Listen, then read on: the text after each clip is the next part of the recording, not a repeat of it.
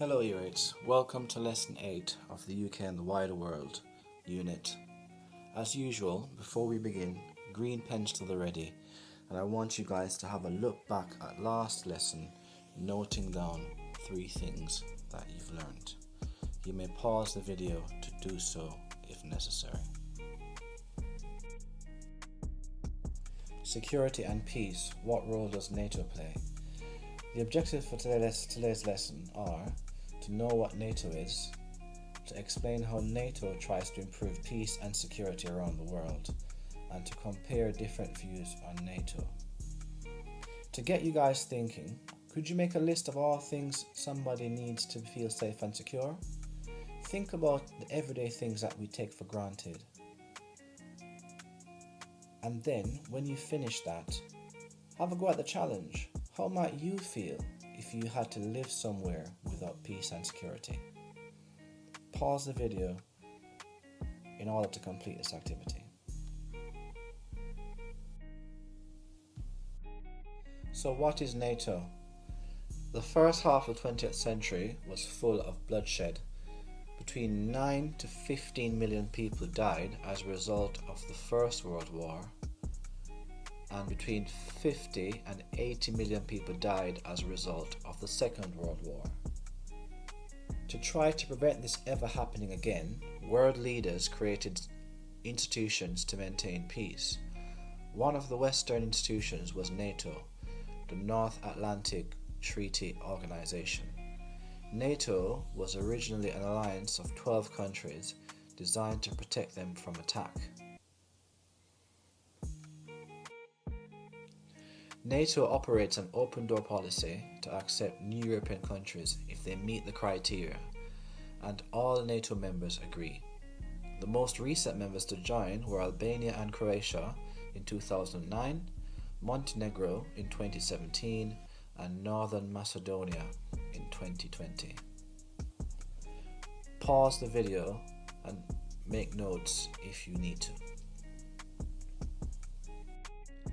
So how does NATO work? NATO works based on a consensus model. If any of the countries are attacked, the other countries would decide to come in support. Simply put, if you pick on me, then you'll have to deal with my friends. Unsurprisingly, many other countries have wanted to join NATO too, and now there are 30 members.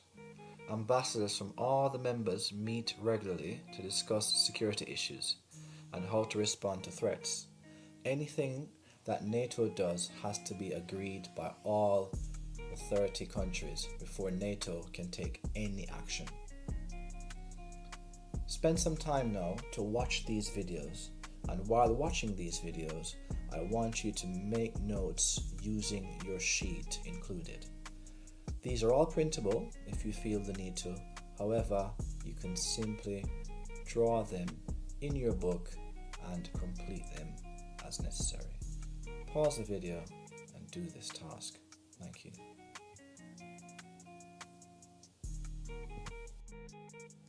As seen in the videos, Europe had just experienced 2 consecutive conflicts, World War I and II, and we were somewhat battle weary.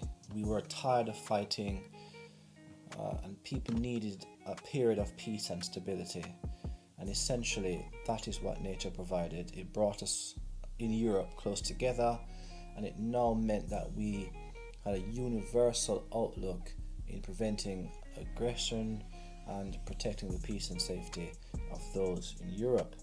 So how is the UK involved in NATO? The UK is a key member of NATO.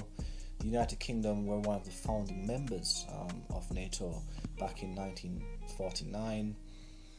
And since the collapse of the Berlin Wall, and since the collapse of the Cold War as well, British troops have been a part of NATO's operations in the Balkans, in Libya, in Afghanistan, and elsewhere. Each intervention, British military forces work side by side with the military forces from other NATO countries to help protect lives and establish peace and security. Why might this be important for us as a country? to use our resources to support NATO missions? Why is it important for us to maintain peace elsewhere? Pause the video if necessary and write a response to this question. We're now going to turn our attention to look in a more detailed fashion at the work that NATO does via 3 case studies. I want you to read through these case studies. The information is located on the next slide. Feel free to print and stick in if you need to, but you don't have to. I want you to explain 1, the impact of NATO's role in Libya, Afghanistan and Kosovo, and I want you to write 2 brief paragraphs explaining what NATO did in these 3 countries that made a difference. Pause the video if you need to, and off you go.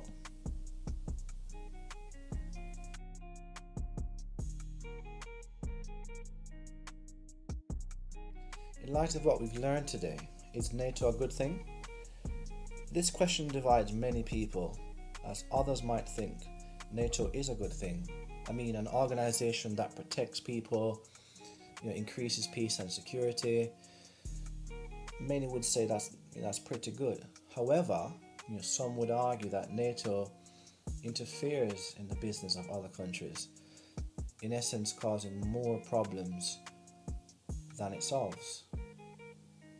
On the slide is a table that I've started off for you guys. I want you to copy it into your book and extend it. You need roughly half a page. On one side, I want you to note down the reasons people think NATO is a good thing, the pros, and on the other side, the reasons why people think they may not fully want to support NATO, the cons. I've done an example of each for you. You may pause the video if you need to and complete the table accordingly. After which, you will complete the written task below. Using your table, write a short speech, 2 to 3 paragraphs, explaining your overall opinion on NATO. It is essential that you're able to put down your ideas in a coherent manner, getting across your arguments, supporting your arguments, drawing upon what you've learned, and making reasoned conclusions. Off you go. And finally, as a plenary, I want you to write a tweet explaining the most important things you've learned today. Remember, a tweet can only be 140 characters long. When you've written your tweet, share it with your mom, your dad, your siblings. Discuss it with someone in your household and get their opinion. Until next time, all the best and stay safe. Bye-bye.